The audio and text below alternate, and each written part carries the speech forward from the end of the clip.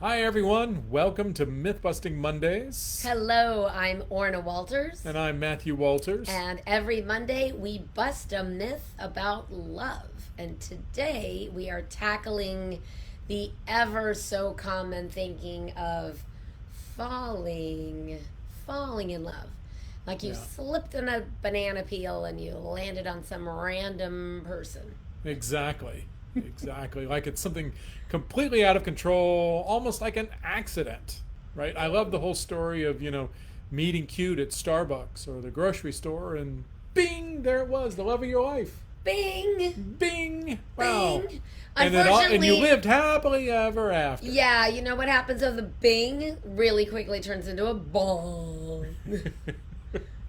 or what they do on the game show. The buzzer. Exactly. Right? You go bing to bong.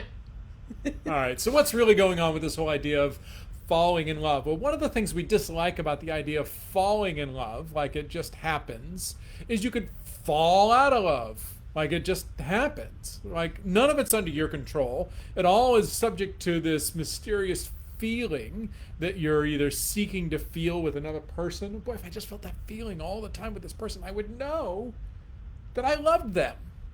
Which is bizarre. I It mean, is. think about it. Ding, ding, ding, ding, ding, ding, ding. I mean, think. Oh, and tribute to Alex Trebek. Yes, in tribute to Alex Trebek, one of the most amazing men on TV for so many decades. Is so true. The thing about this idea of falling in love, we're going to keep doing this, falling in love, is that not only is it out of our control, but if it's all just this mysterious accident, then there's just absolutely nothing we can do about it. And we hear all the time this idea of like, well, you can't control another person. And duh, you never can control another person. You cannot control another So person. the reality is you do As have much as you try. yeah. Hey, watch it. So the other thing is not only do you never have control over another person, you do have complete control over yourself. You have complete control over what you think, what you feel, and what you do or choose not to do. So this idea of activating your free will choice comes in handy if you keep it in mind through the dating process, actually from before you ever meet somebody, when you become intentional about what it is that you're looking for. I mean, nobody goes, I just want a job. Here, let me just throw a dartboard at some job board. Let me throw a dart at a job board. There, I said it right now. Let's throw a dart at a job board. Oh, it just happened to land here. I guess I'm going to be a welder. Okay, I'm a welder. What? Yeah, it that doesn't would work be that way. crazy pants. And we think it's just as crazy pants to select a partner based on a feeling. So the thing I wanted you to think about was this idea of if only I had this feeling all the time. Because, hello, have you ever had a feeling last? You ever have a feeling last? Well, no, because I'm not feeling the thing I was feeling yesterday. So already all the feelings before that didn't last, right? Because I'm feeling a new feeling. So Yeah. no, I have not ever had a feeling last. Right, because none of our feelings last. None of them. They're temporary, they're transitory. We move through feelings. We feel something and then we feel something else. And guess what? We're complex as human beings. We're complex. We are human beings. We're some more complex than others. But here's our complexity, right? You could be at an event and you can feel a particular way about the event itself. And you can feel completely differently about the person you're at the event with. What do you think of that? Yeah. Layers of emotion, right? So our emotions, our feelings are transitory. So isn't it kind of silly to pick a life partner based on a feeling since feelings don't last? Yes. So I want to throw a little interlude in here and Interlude. yes, Wow, just say I like it. none of this means that we are not fans of romance. None of this means man, that we love romance. didn't feel those powerful feelings of quote unquote falling in love when we met. I know. So our first date wasn't really a date, right? It was a one-on-one networking meeting because we met in this networking group and we had breakfast together and it went on and on and on. Now, I would be lying if I didn't say when I left that meeting and walked back to my car, it was like I was walking about 3 feet off the ground. You were actually. I watched you. I was floating, right? Yeah. And I I watched think you. Orno was as well, watching I was definitely. me, right? I floated all the way to my So vehicle. So I in might that have been moment, flying above the car as I was driving it. Even I was like driving it from 3 feet above the hood. exactly. In those moments, right? In those early moments of our dating, in those early moments in our relationship, those early weeks, we certainly had that feeling, that joy, that floaty feeling that, oh Ah, my God, everything in life is good now, right? Because I met this really amazing person.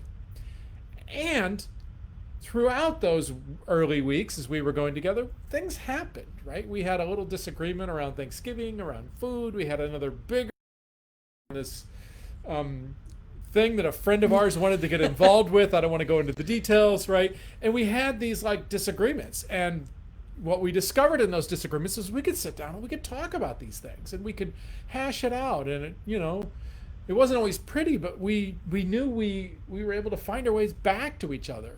yeah.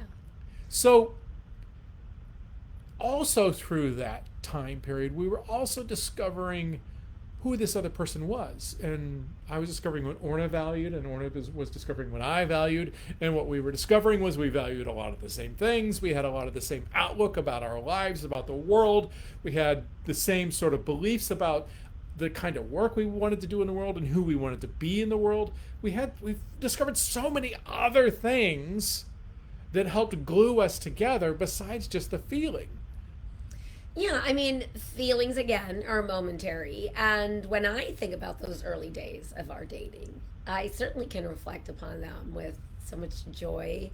And we definitely love romance. And we also think that love on purpose is a much better bet than love by accident. Exactly. So what was really different for me in the early days, and I like to look at the difference, right? Because I had for most of my adult life been chasing after men who are unavailable, either literally unavailable, like attached to someone else, or emotionally unavailable because they were not ready for a relationship, into a relationship, wanting to be in a relationship with me, or they were an addict, and so addicts are automatically emotionally unavailable.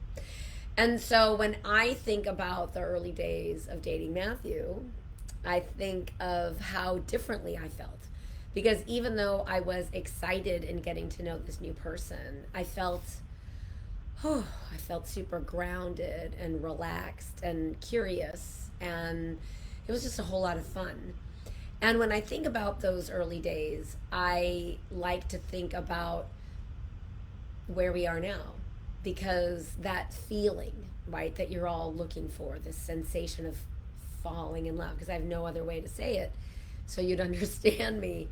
One of the things that was so different for me was I wasn't worried.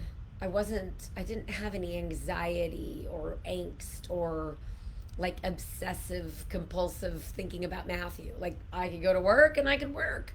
And then I could check my phone and see that he texted me or he had called or whatever. I could look forward to seeing him, but I wasn't consumed with thinking about Matthew. And what I'm really describing is the difference between dating like a teenager and dating like a grown up. And so, what we want to tell you is if you're looking for that feeling and that's all that's driving you and motivating you, then you've got to flesh out your dating strategy so that you date like a grown up instead of like a teenager, right? Nobody sits down when they're a teenager and goes, oh, this is what my ideal romantic, intimate partnership should look like. I'm looking for this kind of dynamic. I'm looking for this and that, whatever. I mean, even today, there's literally thousands of, quote, dating coaches, right? I mean, Matthew and I, we don't call ourselves dating coaches because who wants to date? Dating is not the goal. So we decided we call ourselves soulmate coaches, right? We're soulmate coaches. Because that's the goal, right? That's the goal. You want to be with this beloved partner who gets you and loves you and stands by you. So you can have that you and me against the world kind of yummy, humana good stuff, right?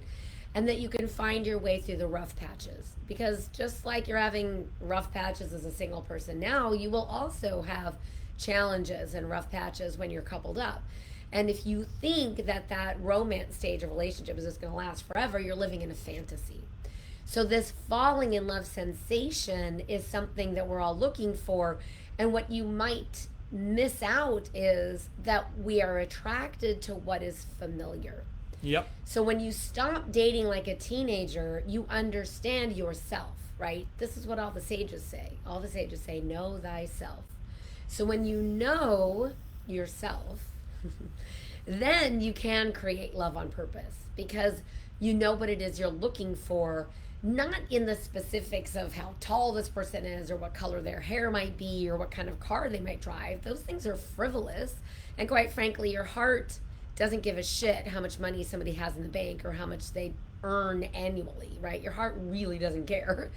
So if you want that yummy chemistry and you want it to be a healthy dynamic of power balances and of masculine and feminine, and you want that staying power to get through the challenges and curveballs that life will inevitably throw your way, then it's important that you know what your patterns are, right? I got really clear on what my patterns were, and then I did the inner work to change those patterns and strategies. Now, there wasn't a love on purpose. There wasn't a creating love on purpose. There wasn't an Orna Walters for sure. As you know, that's my married last name, and I have a different maiden name. So since there wasn't a place for me to go to get all that good stuff in one place, I spent literally decades piecemealing, taking a little from here and a little from there, and mostly feeling like a slinky that wasn't stretched out very far because I'd come around and I'd move forward a little bit and I'd come around again and have all this crap happen to me and then come around again, and I just felt like this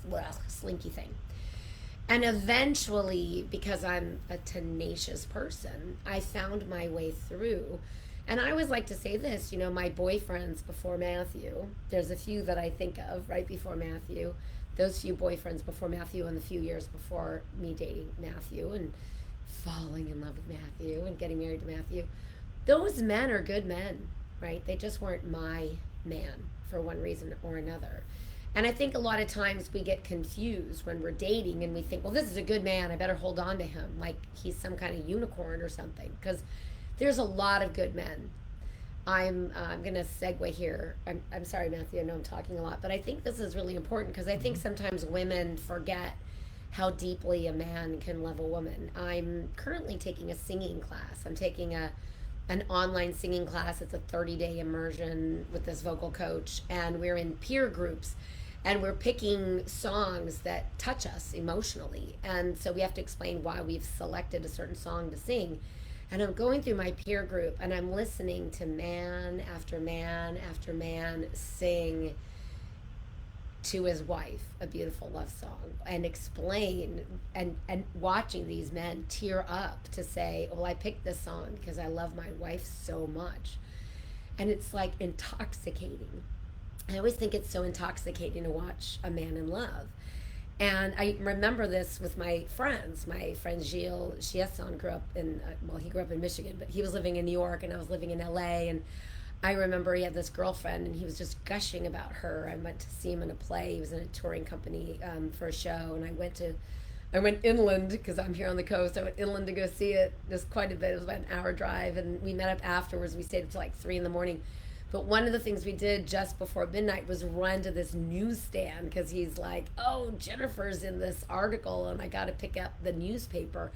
And sure enough, he was just gushing about his girlfriend. And I always have found it intoxicating to listen to my male friends be in love, right? That feeling that you're talking about. And I just want you ladies to know that when a man is looking for a life partner, he's going to go searching for the right kind of woman. And women often tolerate far too much through the dating process, behaving like men and acting like men, thinking that somehow they're going to keep control of the situation, as if they're going to have a logical reason, to why they have this falling in love feeling. And our feelings are not logical, right? Logic is up here in the big prefrontal cortex. And our emotional center is here in our heart space. And so when we think about how we don't have control of how we feel, and we started off by saying that you do. You have complete control over what you think, feel, and do.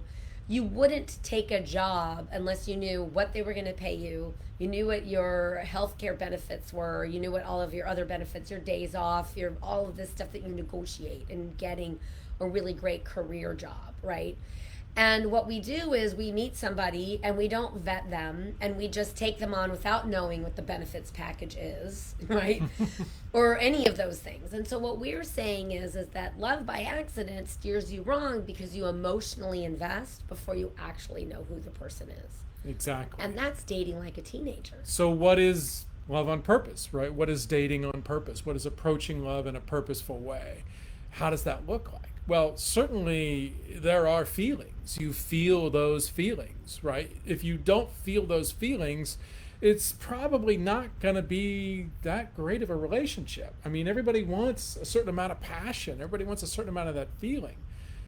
However, with that feeling, you also have an ability to communicate. You have shared goals and dreams and values that the two of you are working for together. And you discover that through the process of dating somebody before you commit to them completely, right? Before you sign up for the rest of your life, you find out what's important to somebody. And it's not even before you go exclusive. Right, you will definitely. You could even do it before you go exclusive, right? But you're not going to find it out by just having a conversation with them. You're not going to find out what somebody values by just saying, "Hey, do you value honesty?" Right? And who's going to lie, or who's going to say, "Well, no, I don't value honesty. I lie to you all the time," right? I mean, nobody's going to say that. Everybody's going to say they value honesty, even if they don't behave in that way. So you have to pay attention to a person's behavior because that's much more indicative of who they are. And you've got to make sure that those feelings don't cause you to make excuses for this person you're meeting and getting to know. Because if you start making excuses, then you're not going to be paying attention to what's really going on. And this may sound like a lot. You may think, well, how do I find that kind of person, right? Who I have those feelings with, who also shares all those things and can communicate. We can make it through conflict together and all that. And it's not as hard as you think it is, right? There's plenty of healthy people out in the world who want to find love, who for some reason or another don't have it right now. And it doesn't matter what their age is, right? Their circumstances could cause them to be single and looking. Right? And that's the key. That's what you're looking for. Somebody else who's single and looking, just like you're single and looking. And, people, they have their heartbreaks, they have their stories, but most people are willing to let those go with the right person, right? They're willing to open their heart up once again. So, I mean, you're looking to find that ideal partner. And what we want you to get is it's available to you. It's out there for you. And if you have a pattern of that feeling steering you wrong, right? If that feeling consistently steers you to an unhealthy relationship pattern, then maybe you want to talk to us. Maybe you want to find out how we can help you change that pattern, because that's really what we do. That is the key of what we do and who we are. A lot of people just call themselves transformational coaches, but do they really use tools of transformation? Are they able to access your subconscious stories and release the emotions from your past and heal those old wounds in such a way that you're able to approach love in a whole new way? Because that's the key. And that's really what we do. That's really who we are. Yeah, we've been walking our talk and providing service as Creating Love on Purpose now for well over a decade, and our track record speaks for itself. I know there are some of these dating coaches out there saying, 86% success rate or some weird percentage. I think that's kind of odd. I'll tell you this, we never had a private client be unhappy, so yay for that. And we have clients that have been married over a decade now, right? All of our clients still... All past clients with their beloveds, end up sending us, anniversary pictures and babies and another baby and anniversaries and engagements and weddings. And oh my goodness, it's so fun to be us, because ultimately we provide a life makeover for a love makeover. And the biggest mistake that we see people make is they date backwards. They go out on a bunch of dates hoping that as quickly as possible they can attach themselves to the first person who kind of sort of gives them this feeling. Ugh. Or fits a picture of what they're looking for. Yeah, please stop doing that. Yeah. Please stop. It's just not serving you towards the goal. So just like, again, you wouldn't blindfold yourself and throw a dart at a job board and go, I guess that's my career choice, right? Don't pick a partner by accident. As a matter of fact, if you've had a lot of heartbreak and if you've been hurt in the past, it's all the more reason for you to be working at love purposefully and consciously and knowing who you are so that you can take responsibility for your stuff Everybody's going to have stuff. You got stuff. Your partner's going to have stuff. And you work that stuff out, right? Dr. Seuss has that lovely quote, and I'm sure I'm not going to say it verbatim, but it's something like, you're a little weird, and I'm a little weird, and when your weirdness comes together with my weirdness, we come together and call it love, or something like that. And we really love one another for our imperfections. And it just breaks my heart when I see so many people trying to be perfect so that someone will love them. And I don't even know what that perfectness means. You can only be yourself. And when you're in your beautiful, your beautiful dichotomies and your beautiful little quirky things, right? That's why we love somebody. I know I love this guy and all of his little quirky things. And so I would say the same about her, right? Yeah. And the thing is, it's not magic, but it can feel magical. Yeah. Right? And that's the key we want you to get. It's not magic. There's not some, hidden energetic, thing you're going to do, like, leaving room in your closet or lighting a certain candle that's going to create love in your life. That's not going to do it. It's not magic, but it can feel magical, and it probably will feel magical. Yeah, it will. So here we are, busting myths about love. Today, we bust that myth. You don't want to fall in love. You want to consciously choose a life partner. We promise you that along the way, you're going to have all that yummy, humana feelings with the right person. And you're going to find your way through the rough spots together. And it's possible for you to do that. If you're looking to upgrade your dating strategies and your selection process, well, that's what we're here for. And we're happy to be of service to you. We're going to sign off today. We'll be back tomorrow with... Well, before we sign off, just remind you, tomorrow is Ask O&M Tuesday. Oh, you were just going to say that, weren't you? I was. Yes. Go ahead. Thank you. So, join us tomorrow for Ask O&M Tuesday. I'm O. And I'm M. And he interrupted me, so there'll be some amends later. All right, everybody. Have a great night. Okay, take care. Bye for now.